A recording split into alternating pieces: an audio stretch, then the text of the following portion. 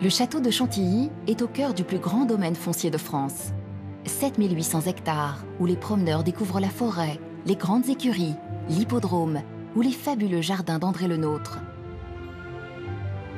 Mais c'est derrière les épais murs de pierre du château que se cache le véritable trésor de Chantilly, le musée Condé. Ici, le duc d'Aumale, dernier habitant des lieux, a réuni au XIXe siècle la plus importante collection française de peintures anciennes après le Louvre.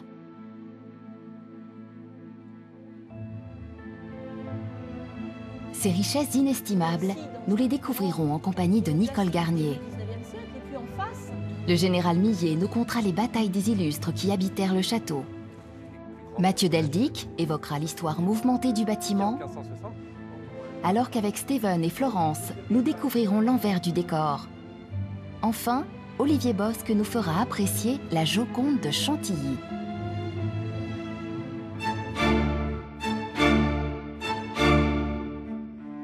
Le château de Chantilly, c'est un résumé de toute l'architecture française. Chaque siècle a laissé sa trace dans ce château, du XIVe au XIXe siècle, avec différentes étapes de construction, de destruction, de reconstruction.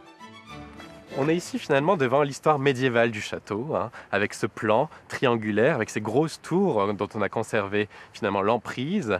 Et ici, on aperçoit le soubassement médiéval qui a été conservé malgré les destructions de la Révolution et sur lequel a été reconstruit au XIXe siècle le château de Chantilly. Il y a en fait deux châteaux à Chantilly.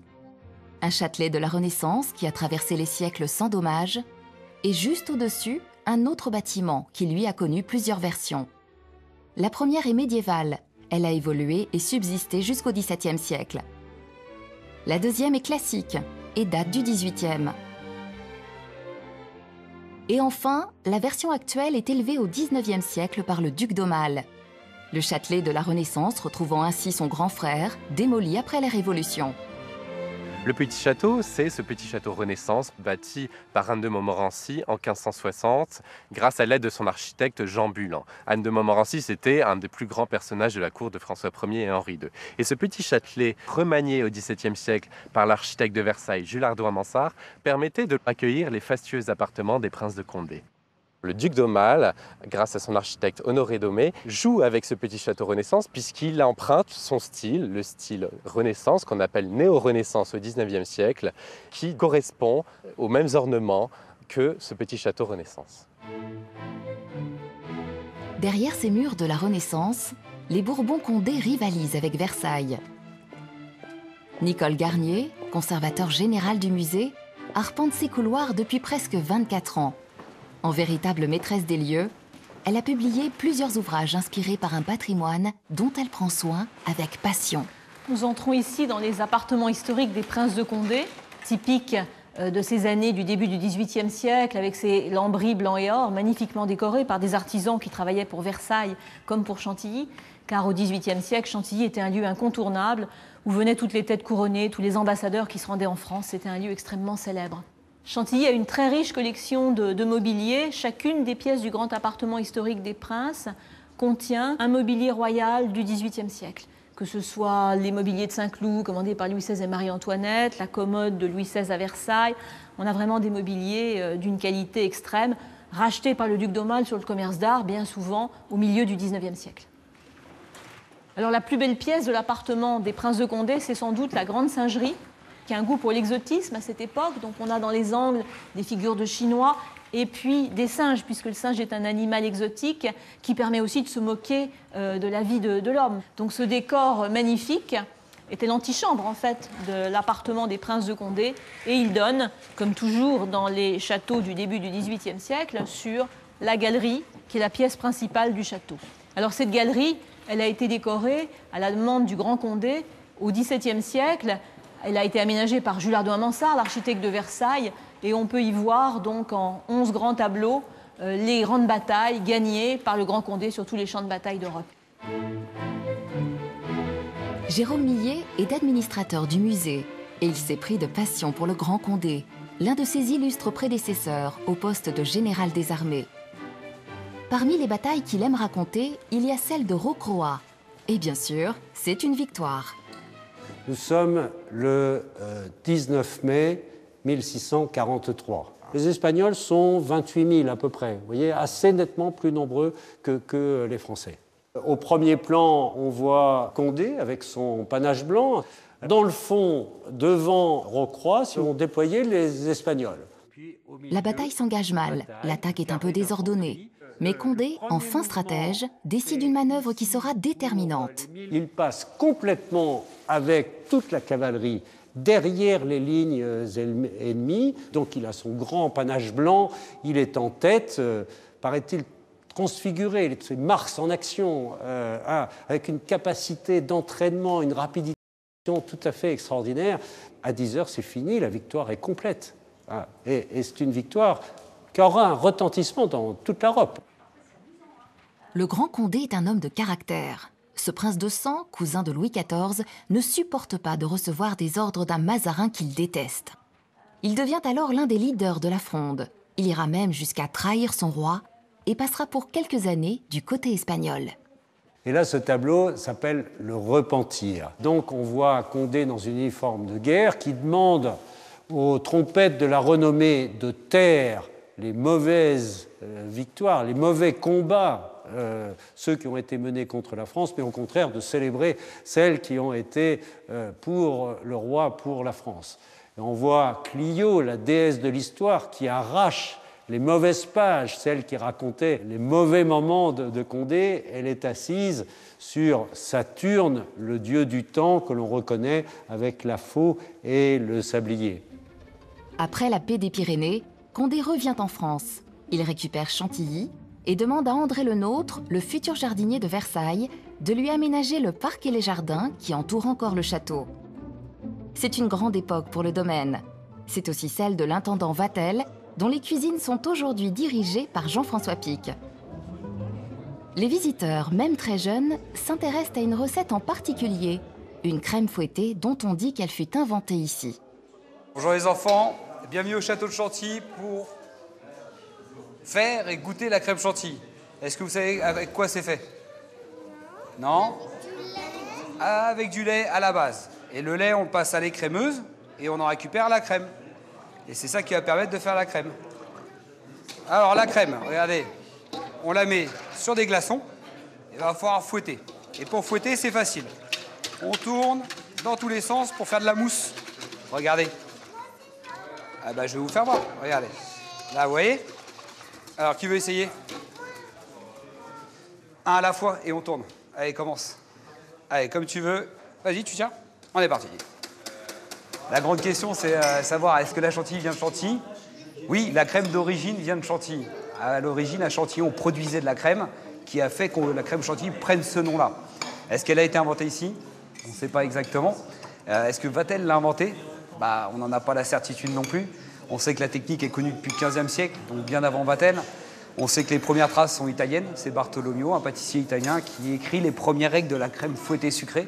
On sait que la comtesse qui occupe les murs à l'époque fait importer sa crème d'Italie, parce qu'elle la trouve meilleure que celle de Chantilly. Et elle était italienne. Les enfants, quand ils le goûtent, en fait, on n'a pas cette sensation d'avoir quelque chose d'épais dans la bouche. C'est quelque chose de léger. Les seuls écrits de l'époque de Vatel, c'est Vatel a servi une crème douce, onctueuse et délicate à la fois. Surnommée à l'époque nuage de lait. Et est-ce que vous savez comment on savait que la crème était bien montée? À l'époque du château, les cuisiniers faisaient une chose. Ils la prenaient, ils la tapaient, et hop, regardez, au-dessus de la tête. Et elle tombait pas, elle était dans le bol. Qu'est-ce qu'il veut mettre son doigt dedans? Allez-y.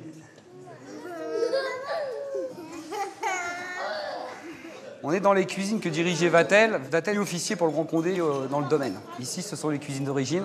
Et puis, on essaye de garder une certaine idée de la restauration avec traditionnelle, classique, de la chantilly, beaucoup de chantilly. Et puis une cuisine simple, mais voilà, classique. Le domaine de Chantilly est l'un des joyaux du patrimoine français. Il est aussi l'œuvre d'un homme au destin exceptionnel, Henri d'Orléans, duc d'Aumale. Ce fils de Louis-Philippe, dernier roi des Français, a 8 ans quand il hérite en 1830 du château et de la fortune des Condé. Il n'aura de cesse tout au long de sa vie de rendre hommage à ses ancêtres et prédécesseurs. Dans ce but, il aménage sa résidence pour accueillir ses précieuses collections. Sans descendant direct, il lègue le domaine de Chantilly à l'Institut de France, sous réserve qu'à sa mort, le musée Condé soit ouvert au public et que sa présentation soit préservée. Le duc d'Aumale a réuni une collection de plus de 800 tableaux à Chantilly, dont la qualité est inouïe. Il y a notamment une collection de tableaux italiens qui se trouve derrière moi et une collection de tableaux français. C'est le seul distinguo qu'il fasse entre tous ces tableaux. Sinon, ils sont accrochés bord à bord en fonction des formats des œuvres. Un autre noyau dur de la collection de Chantilly, c'est la collection de tableaux orientalistes. En effet, le duc d'Aumale, Henri d'Orléans, a vécu 7 ans en Algérie. Il était donc général, il combattait aux côtés de son frère aîné, le duc d'Orléans. C'est la colonisation de l'Algérie, bien sûr, mais c'est aussi l'époque romantique, l'époque où une branche du courant romantique va créer l'orientalisme. Et on peut voir ici toute une suite de superbes tableaux de cette époque. Le duc d'Aumale est né en 1822, il est mort en 1897. C'est un jeune général très brillant, il a une carrière politique et militaire qui lui est ouverte, il triomphe avec la prise de la Smala d'Abdelkader. Ensuite, il devient gouverneur général de l'Algérie, mais il y a une rupture dans la vie du duc d'Aumale, c'est la révolution de 1948. Son père, le roi Louis-Philippe, va être chassé du trône, et donc Aumale doit se réfugier en Angleterre où il va vivre exilé pendant 23 ans. Et c'est là, donc de 1852 à 1871, qu'il va collectionner l'essentiel de ce qui est aujourd'hui sur les murs de Chantilly. Alors l'idée force du duc d'Aumale, quand il achète tous ses chefs-d'œuvre, c'est d'acquérir à l'étranger tous les chefs-d'œuvre de la peinture qui sont sortis de France. Donc il les fait rentrer sur le territoire national. Sa devise, c'est « j'attendrai ». Il attend le retour en France, il attend de pouvoir léguer toute cette collection à la France, conserver à la France, comme il le dit dans son très beau testament en 1884. Et donc c'est une idée très patriotique, acquérir ces œuvres, les ramener sur le sol français et si possible illustrer l'histoire de France. Le cabinet des Clouets, c'est un joyau du musée Condé, c'est la collection de portraits français de la Renaissance la plus complète au monde. On peut y voir les portraits de tous les rois et reines de France au XVIe siècle, sous la Renaissance, comme par exemple le roi François Ier, ici probablement peint par Jean Clouet. On peut également y voir Anne de Montmorency, le constructeur du petit château de Chantilly. Catherine de Médicis, qu'on voit ici dans 4 portraits différents. Alors tous ces portraits ont été réunis par le duc d'Aumale, et cette collection est vraiment la plus complète qui soit de tous ces personnages historiques. Alors ici, nous allons découvrir le Santuario, le sanctuaire en italien, comme le duc d'Aumale l'a nommé. C'est là qu'il a installé 2 de ses chefs-d'œuvre de la peinture italienne, 2 des 3 Raphaël que nous avons à Chantilly. Le duc d'Aumale a acheté ces 2 tableaux de l'artiste majeur de la Renaissance italienne, que sont les 3 Grâces et la Madone d'Orléans. Et on a également, surtout je dirais peut-être, un ensemble complet de 40 enluminures médiévales dû à Jean Fouquet, et c'est vraiment le summum de la peinture sur parchemin, de l'enluminure médiévale telle qu'elle était pratiquée en France au XVe siècle.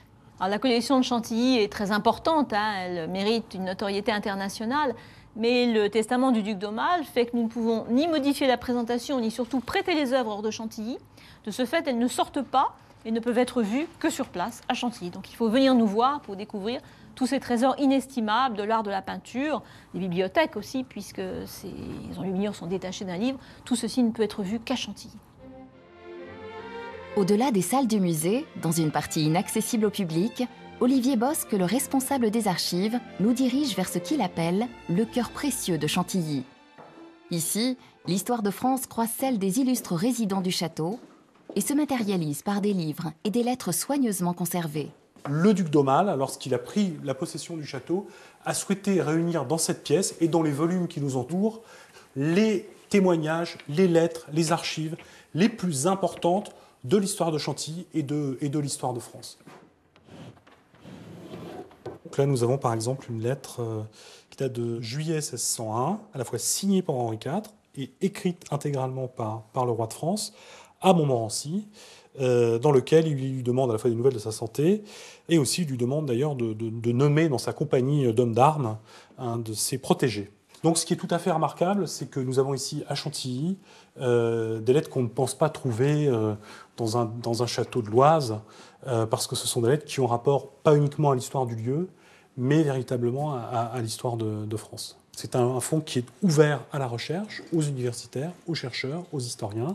Et donc, nous faisons fonctionner une salle de lecture dans laquelle on accueille entre 500 et 600 lecteurs par an. Je consulte des mémoires de travaux du XVIIIe sur le château et le parc.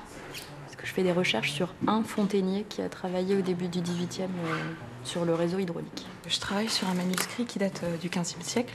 Et c'est ce qu'on appelle une chanson de geste, c'est des textes épiques du Moyen-Âge. C'est, comme vous pouvez le voir, un ouvrage qui est très très riche, puisqu'on a beaucoup d'or qui a été utilisé pour les miniatures, il y a plusieurs couleurs d'encre et tout, donc c'est vraiment un ouvrage d'excellente facture, c'est incroyable. En plus des archives, les chercheurs ont accès au fond de la bibliothèque du théâtre, un lieu magnifique, construit par le duc d'Aumale pour abriter près de 60 000 ouvrages. Le livre est la vraie passion du duc d'Aumale, et il ne lésine pas sur les moyens. Pour les trésors de sa collection, il fait aménager une autre pièce du château, le cabinet des livres. C'est ici que l'on peut admirer les très riches heures du duc de Berry. Cet ouvrage, qu'Olivier Bosc surnomme « La petite Joconde de Chantilly », est un livre d'heures de la fin du Moyen-Âge, une forme d'agenda religieux à l'image des livres de psaumes. C'est un manuscrit sur parchemin. C'est 3 groupes d'artistes qui ont travaillé sur ce manuscrit pendant quasiment 80 ans.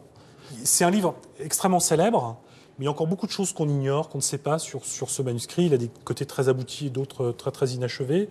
Ce qu'on sait, c'est que c'est un livre d'heures, ça c'est certain. Ce qui est frappant, c'est qu'on a à la fois des représentations de la vie quotidienne de l'époque, mais dans chacune des enluminures, on a des bâtiments. Et une des thèses concernant ce manuscrit, c'est que Jean de Berry, en passant commande, a voulu aussi réaliser une espèce d'état des lieux de ses propriétés. Mais il y a d'autres enluminures dans ce manuscrit. Le fait aussi qu'il y en ait... On n'est pas loin de 200, c'est très rare. On est une époque où l'image est rare. Plus on remonte dans le temps, moins il y a d'images. C'est une époque aussi où on ne peint pas de tableaux. Donc les tableaux, à cette époque-là, à la fin du Moyen-Âge, au début de la Renaissance, sont encore dans les livres.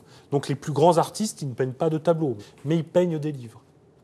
Comme disait le philosophe Walter Benjamin, il y a une aura de l'œuvre d'art. C'est sans doute parmi les manuscrits les plus célèbres au monde. C'est une grande chance qu'il soit à Chantilly, dans le château qu'il a abrité depuis plusieurs siècles. Le duc d'Aumale est considéré comme le plus grand collectionneur de son temps. Les œuvres réunies au musée Condé en sont la preuve. Dès le milieu du XIXe siècle, il s'intéresse à une nouvelle technique de reproduction, la photographie. Et il commence naturellement par faire venir des photographes dans son domaine. Le résultat est ici, dans ses classeurs, au dernier étage du château.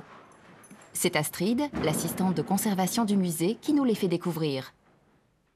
On a également des photos du château, on en a même des assez impressionnantes avant que le château ne soit reconstruit, donc avec seulement le soubassement médiéval qui reste, et le grand château 19e du duc d'Aumale n'est pas encore reconstruit. Le duc d'Aumale perçoit rapidement toute l'importance de cet art nouveau. Il commence alors une nouvelle collection, et comme pour les peintures, il accumule les œuvres des meilleurs artistes de l'époque. On a ici au musée Condé à peu près 1700 photographies anciennes, principalement les primitifs de la photographie avec Gustave Legret, Baldus. Donc par exemple ici c'est des vues de Paris, on va avoir des vues du Louvre, de la place à Châtelet, etc. Ou alors les très belles marines, donc des paysages de Gustave Legret. Ces photos de la rade de Brest sont ce qu'on fait de mieux à l'époque. La définition est remarquable. Et surtout, Gustave Legret emploie une technique originale. Il utilise 2 plaques de verre qui lui permettent de rendre à la fois le mouvement des flots et le dégradé du ciel. À Londres, ces marines sont en vitrine de tous les marchands de gravure. Son brick au clair de lune sera l'une des photos les plus diffusées de l'époque. Mais ça n'est pas le seul bijou de la collection. Il y a dans les armoires du château les images du tout premier reportage de guerre. Ce sont des photos de Roger Fenton, qui est parti comme un reporter pour photographier la guerre de Crimée. Il a été envoyé pour prendre le siège de Sébastopol. On voit par exemple ici un soldat blessé avec une infirmière lui servir un verre et puis prendre soin du soldat blessé. Ces chefs-d'œuvre seront bientôt exposés au rez-de-chaussée du petit château. 5 pièces des appartements de la duchesse et du duc d'Aumale sont en pleine restauration. C'est Stéphane Lauvenier, le directeur du parc et des bâtiments, qui coordonne les travaux. Alors, nous sommes dans le petit château. Il y a une grande campagne de travaux qui est en cours. Le parquet qu'on voit à droite et à gauche et qui est en cours de démontage pour être restauré. C'est tout un ensemble de pièces qui datent du 19e siècle, du début du 19e siècle, et qui n'ont jamais été restaurées encore. Et donc maintenant, pour la première fois, on retrouve des pièces dans l'argile, on voit très bien qu'il y a pas mal de choses à faire. Tout a été sculpté dans du bois, mais certaines parties ont complètement disparu, ça a été arraché quelque part au cours des 150 dernières années, donc c'est à refaire. Et après, il faut redorer. Dans un chantier comme ça, il y a toujours la dorure, c'est littéralement de l'or qui est mis sur les murs. Donc c'est toujours la partie la plus chère, mais une des parties les plus spectaculaires de tout le chantier quand même. Le château n'en est pas à sa première campagne de restauration. Depuis 2005, et pour 25 ans, une fondation financée à égalité par le prince Aga Khan et le ministère de la Culture entreprend la rénovation de l'ensemble du domaine. Le petit château, par exemple, a vu son premier étage complètement restauré. Mais désormais, c'est le rez-de-chaussée qui pose problème. Une partie des murs a été construite sur du remblai qui, au fil des siècles et à cause des infiltrations d'eau, a tendance à se tasser. Dans une petite pièce comme ça, on a fait le relevé, c'est assez drôle. On a 8 cm de différence entre un mur et l'autre, ce qui fait que tout le parquet est un peu comme ça, et donc ça se voit sur ces lambris qui suivent le mouvement et qu'il va falloir qu'on redresse.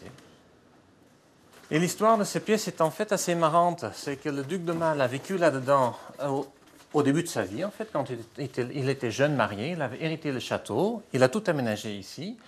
Il a dû partir quand son père, Louis-Philippe, a été chassé comme roi de France. Il est parti en exil en Angleterre. Et quand il est revenu, tout était toujours là, à leur place, tel qu'il avait quitté plus que 30 ans avant. Et c'était trop douloureux pour lui de rentrer dans cette période de sa vie qui était complètement révolue.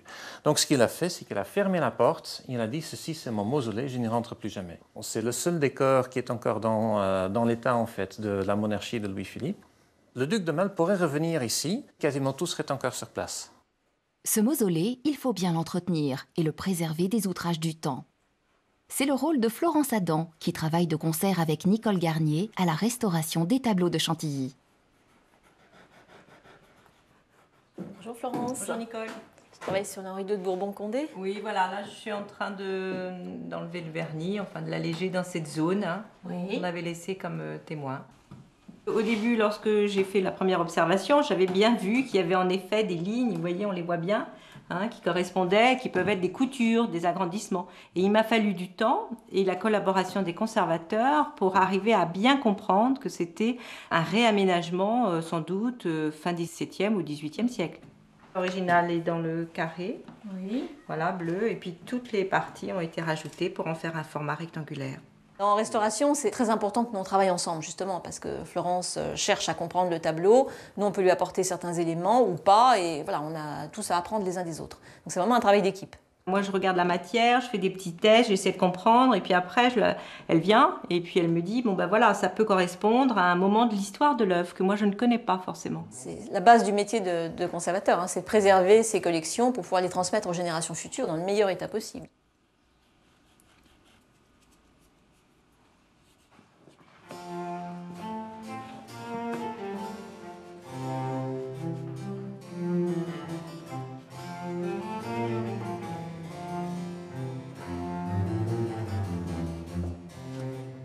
Je suis le marquis de Mascari.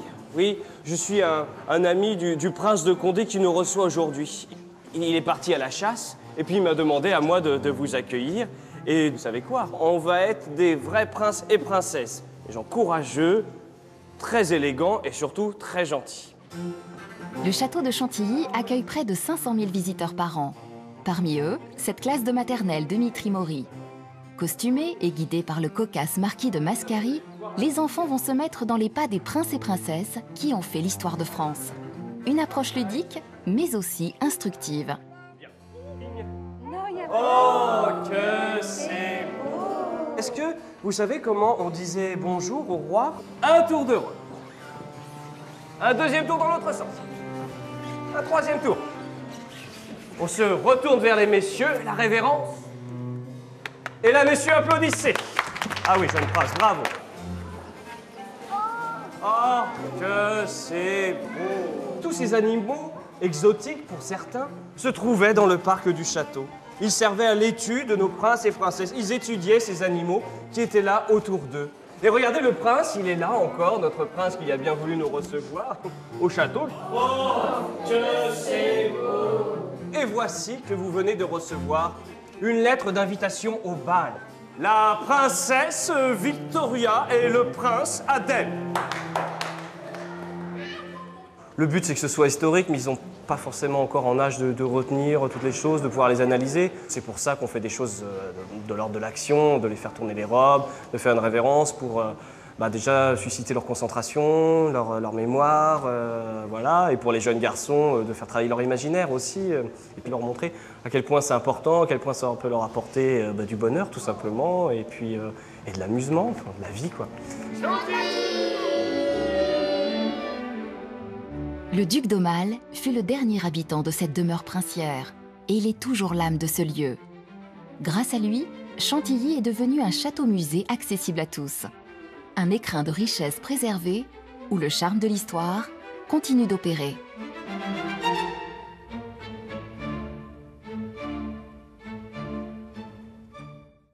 À quelques mètres d'ici se trouve le patient qui vit avec un cœur greffé et devant vous les hommes qui sont responsables. 27 avril 1968.